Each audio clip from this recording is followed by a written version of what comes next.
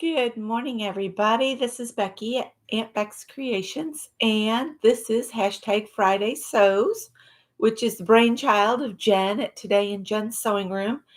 And I have just a little bit of sewing, but I've been working on my list for anybody that may be new or has come for Friday Sews. A couple videos ago, I posted a list of projects to finish or deal with, basically, for January 2024. And here's my list, and it's crochet, quilting, sewing, and slow stitching. So let me tell you what I've highlighted here first. This was my first finish, and it was a crochet project, which is the corner to corner Afghan in comfy cotton. If you've never made a corner to corner Afghan, I would suggest going to Bella Coco and look for corner to corner Afghan, because her tutorial is awesome. And once you make one, you can't stop. I'm telling you, I've made I don't even know. I've made quite a few, but this one's finished out. I had just enough yarn. For anybody that also doesn't know, I buy my yarn on clearance or at the thrift store, or on a super duper sale at Hirschner's or Mary Maxim. So I'm a bargainer. So that's it. Hi, Safia. So here's the baby blanket. This has been made with, I got this on clearance at Joann's, Lion Brand Comfy Cotton Blend. It is one of the yarns I would say is delicious to work with. You know, that kind that makes your hands happy. So here's that finished corner to corner Afghan. And it's a baby blanket size, up to a toddler, I would say. I haven't measured it. I still need to, when I do baby blankets and projects for babies, I like to wash it in like the baby, like Dreft or Ivory Snow, you know, the stuff that smells like a baby. So this was my first finish of 2024, and I finished it on the 7th, was the last day. And you work it from one corner to the other. So as you're working from this way, you're increasing, and then when you go to finish it, you decrease. Super easy, awesome, fun, works up great in most any yarn that you could come across. I've made some that took like the scraps of previous projects, you know, those little tiny balls. I've done that, and then had like a whatever thrifted yarn I have. Like I think I've made one with like a charcoal gray every other row. So you do a row of color, whatever color ball you grab from your scraps, and then do a row of the gray, and then you do grab another ball, and you do that until you finish. And it's a really awesome quilt. It's a great way to use your yarn scraps. I'm putting this back in the bag because I do have cats, and I'm trying to keep it slightly hair free until I can wash it. And it'll go in my tub of when I need a baby gift. After I finished that, I figured time for a palette cleanser. So K3N Cloth Tales, Catherine, that's her channel, is K3N Cloth Tales. I've shared her link in the video right before this, but I'll go ahead and add it to this one. And Marianne's World have both done Japanese rice bags, and Catherine actually gives you the correct name for them, but I'm not going to attempt it because I'll butcher it. It's on her video. But I made one, and a lot of this is completely hand stitched. I did piece the squares like this. I pieced those, and I put the lining together and the ties here, and then you open it like this. You have to stick your fingers in the middle and pull it out like so. And then inside, I have little scraps and bits because this is a gift. It's going to go out in the mail today. It's got 2 little pockets on the inside. Let's see, there's one there and one on the opposite side. So you have some place to stick some floss or a pack of needles or whatever. Or if you had a needle book, you could put that in. And lined it in a purple check gingham and hand embroidered around the edges. So this was a lot of fun, and that's the extent of that's my sewing for this Friday sews. Wednesday we played a prompt game, and we did prompts on fabric, and I have been working on that some. Let me put this back over here. I need to clean up behind me. It's gotten kind of out of hand again. We did a prompt game, and I've been working on stitching the fabric and lace on. And I just want to share that real quick. Just show it. And then we might do a little stitching together this morning for a little bit. But here we go. Here's what I've stitched so far. On the hearts, I'm doing blanket stitch. And then all of the fabrics, I've been doing just a running stitch across. And I'm using at Hobby Lobby, Joann's, Michael's, you always can find that floss. It's like a variegated and it's like a no-name brand. So I've got some of that. And so depending on how it rolls off, that's how the thread comes out. So it turns from pink to yellow to green to, I think there's some orange.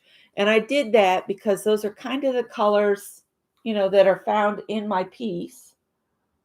And I am over to the middle of it. I'm working in the middle right now. And it is a little difficult working on the larger pieces. So what I'm going to do, once I finish stitching the fabric in place, I'll put this face down on my ironing board on top of a towel, an old bath towel. And then I'll take a damp cloth, a pressing cloth, which is just an old one of Scott's t-shirts, cotton t-shirts. And I'm just going to press this really good face down. That will seal the paint, set the paint and anything else I added on here. And then to the back of this whole piece, I'm going to put a piece of interfacing to cover the back of this. That will firm this up a little bit. I've not had a problem doing my stitching with it being this lightweight, but somebody might. And once I do that, I'm going to go ahead and stitch the circles that I need to add. And what I'm going to do is just add a few here and there, some the size of the spool, some the size of my Pringle can lid, Pringle potato chips, and just randomly put them here and there to complete those prompts from our prompt game on Wednesday. That's what I'm going to do. Then once I've gotten the circles stitched on there, I'm going to cut the components out that I need to make another Japanese rice bag. And on each of those squares, I will baste a piece that's slightly smaller than my square of cotton batting like this.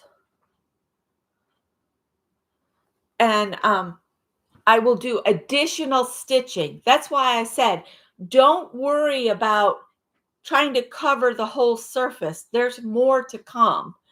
So there's no point in adding like a bazillion of something or a ton of color, because then you'll take away from all the pretty stitching we're going to do on whatever piece we decide.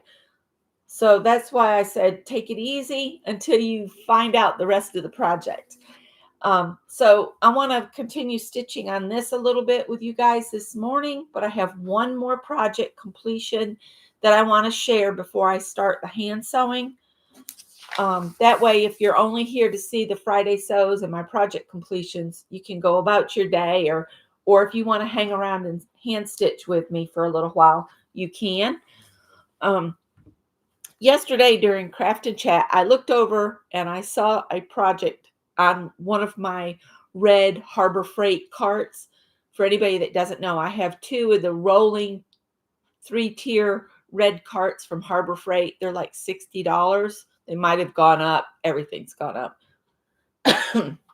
But on top of it, I saw the project I had started for the neighbor up the street. She's also a cat lover like me. And there used to be this cat that would come around, and we called him Buddy because from a distance, he'd go meow, meow. And then when he'd get up close, he'd deepen his meow to meow, meow. So Greg started calling him Buddy. Well, another neighbor called him something else, but I'm not going to share that here. But anyway, the neighbor up at the top of the street found out that Buddy had been caught by the city and was in the slammer. And she went and rescued him. And they made him an indoor cat, and they kept him for several years. And he was like one of their most favorite loves of the cats they've rescued. I think she also has 5 cats indoors right now too. But I found out he passed away, and they think she said she just picked him up and he just lay down and died right there in her lap. They said he probably had an aneurysm. So I wanted to do something special for her because she rescued him from being euthanized from the city. She rescued him from the streets. We would have rescued him if we'd, been financially able, but we already have 5 cats ourselves. So I started this project for her. And so yesterday I said, okay, it's project finished January. And I finished it, except I did not realize I'm totally out of gloss clear coat. And I want this to have a nice glossy finish. I have matte, but that will take away from the glass beads I just added. But the glass bead gel has dried. And here's my finished for my neighbor. He's completely paper pieced. And I did the background. It's just a little narrow canvas. And I've already signed and dated it. And I'm going to put clear coat and let it cure. And the clear coat will, go nice and thick on the top. And then I'll just make sure the edges are covered. Just so, when she hangs it, if dust gets on it, it'll be easy to wipe away. So the background is paper pieced. And then I went over it with white and wiped away. Hi, Brenda. Hi, Lynn. And I've done Posca for some of the pen work on him. And the white sections of him is book page. The oranges, the oranges, that was weird. I went black on my screen for a minute. The oranges are all gel prints that I did specifically for this project. So let me tell you, I have a ton of orange now, all different shades of orange and deeper hues. So I'm going to go to Joann's or Hobby Lobby after a while and get some of the clear coat. And I'll clear coat this and take it up to her once it's good and dry. So I've done this of our cats. I need to do my grand cats, which is Cole and Piper. I need to do them up so I have them done. But I love the glass beads. It just adds a little texture to the surface. Can you see the texture? Yeah. So clear coat that and it will be ready to gift to the neighbor, and it will be off my cart. So I've done some finishes that aren't on here. I will add them with pen in a little bit. I'll just write them on here. And I'm just going to keep this sheet to show me what I completed in January. I'm trying to make myself more accountable without it feeling like I'm creating a planner and doing that. I do better with a list that I can cross things off. So that's my goal. So I'm just going to put you down on the table now so that we can stitch together for a little while. And I hope so. They are a lot of work to do, and I have to be in the right mood to do the paper piecing because I can't stand my fingers to be sticky. I don't know what it is about me, but I just can't stand it. So I'm going to do a little bit of stitching on here, and I might go ahead and, no, I won't. I'll save the drawing the circles till I'm ready to do it. All I do when I go to do circles, I'm just going to put this down like that and draw around it with a pencil. Then I'll just stitch on the pencil line. I do not worry about cutting through my stitching, because when I sew this together into the bag, anything that's been stitched on that's within a cut line is also going to be in a seam line. So it'll all get stitched over and locked back in place. That's why I don't worry about cutting through my stitching. And I'm not saying, okay, this is going to be a section. I'm going to randomly cut the squares I need. I don't spend a lot of time making marks and stuff because I use a rotary cutter. It just, for me, it works better than trying to plan it out in advance. I can't plan these in advance. I need it to be really organic and unplanned, and just let the fabric come alive on its own. I don't want to be forcing my project into a specific pattern or goal. I want it to be more just as it goes. It'll be beautiful when it's done. I have to trust the process. So I'm in the middle of the fabric, which makes it difficult to sew. And I have to move it around a lot when I change direction. So what I do is I find a place where there's not a lot of pins, and I work my way over. And then I just get it and I do a running stitch down here, in and out. And you'll be able to tell where you got your paint too thick, because that needle's not going to want to go through. And that's another reason I said try not to use anything too heavy, like, real thick fabric, because your hands will get tired.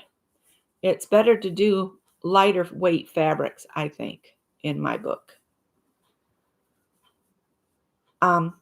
Catherine, K3N Cloth Tales, she did a tour of her space. Now, when I get to where I might poke myself, I go ahead and pull that pin out, because I've already got stitches in that's going to kind of hold it in place. If you've pulled too tight and it starts to gather, just straighten it back out and smooth it back out before you get too far.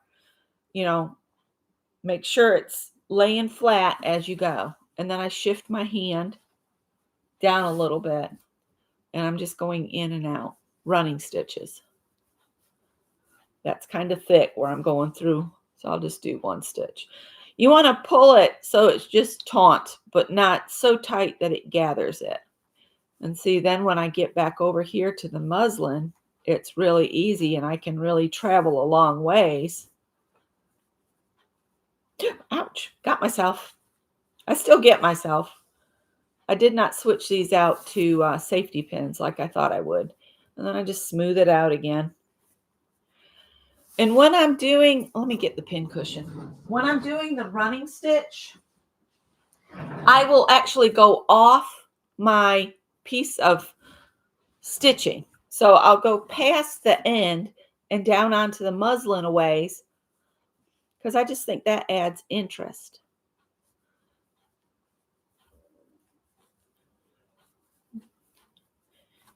There are no hard and fast rules, though, and you have to do what works for you. I'm just giving you tips that'll make it easier. All right, put those back in the little hedgehog. Shannon has messaged me. Shannon, if you're around, I'll get back with you in a little bit. She hasn't seen I'm live. So I'll take a few stitches off the fabric, off the piece I'm stitching down. Then turn the fabric a little bit. And I'm going to insert and make the final stitch over here and come out about a 1/4 inch away from it. And then I've got to turn the whole thing. I don't know if you can see that or not. Let me come in closer. And I'm sorry, I'm kind of croaky this morning.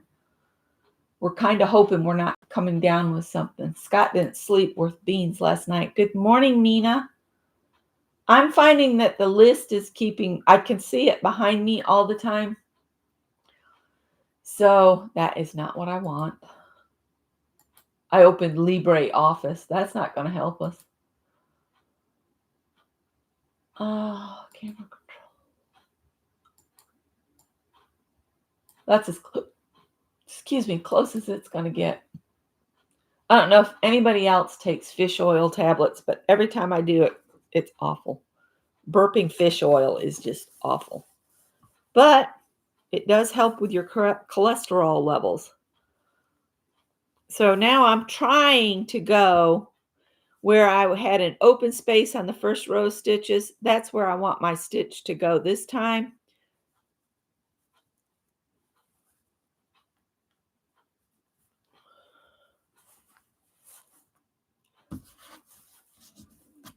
I should have done the stitching lesson off on something closer to the edge. But I'm keeping it real. If your thread starts to twist, you can do the drop method and just let it spin back on itself. Oh, I'm completely off. Sorry about that.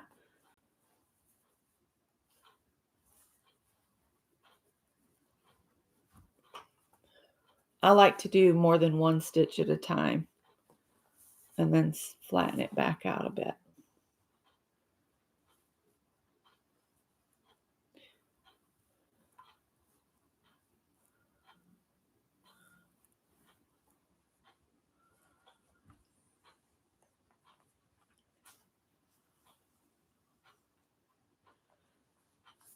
Yeah, I just want to use from my stash as much as possible. But I will tell you guys, I did do an order to Fabric Mart. Did I need more fabric? No.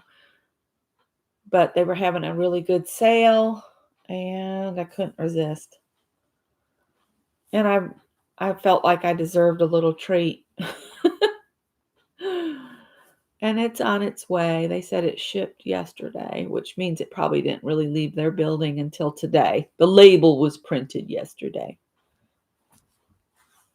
Doesn't necessarily mean it got picked up already. But they do ship FedEx, so that's why their shipping is like $9.99 for the United States shipping. Come back over here, and then I take a minute, make sure it's laying flat, and I'm going to go a few stitches off the fabric too, up onto the muslin. And this is just for added interest. You don't have to do this. I just think it adds a little bit to it. I'm going to do one more row. So I'm going to turn my piece again.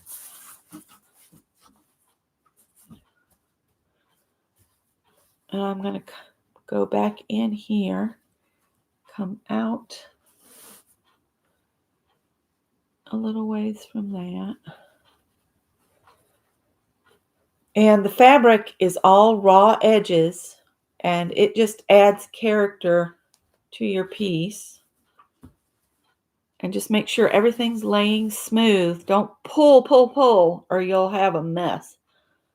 You have all these bunched up areas.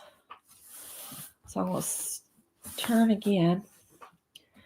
And you just go in and out.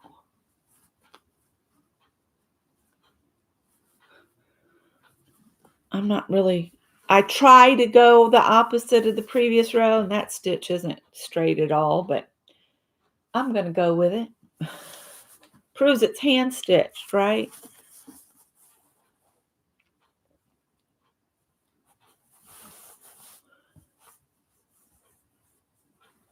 And my stitches, I do better when I can get this up near me, but I kind of wanted to show you how I'm stitching these on. This lace has already been stitched on, and because most of the thread that went work through it is pink. You can't hardly tell it. So I'm just doing a running stitch. If you're more comfortable just doing one stitch at a time, go for it. But I'm going to tell you, you'll get more control if you do the in and out, because the stitches will stay straighter because you're working along a stiff shaft of the needle. When you do just one stitch at a time, you have a tendency of going, sideways and crooked.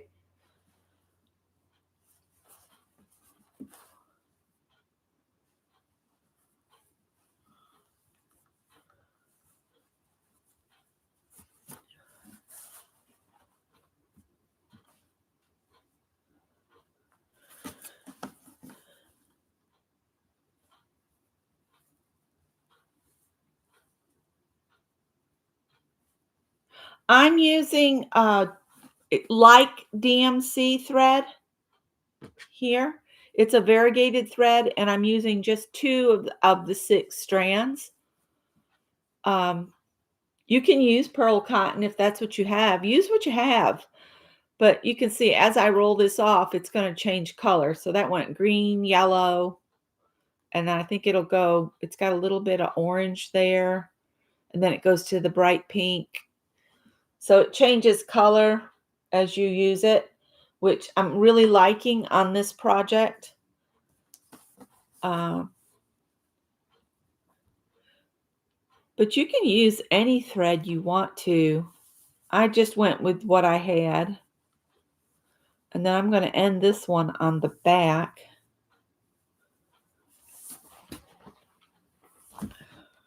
Here. I'll go ahead and pull that out. Maybe if I can get my hands on it.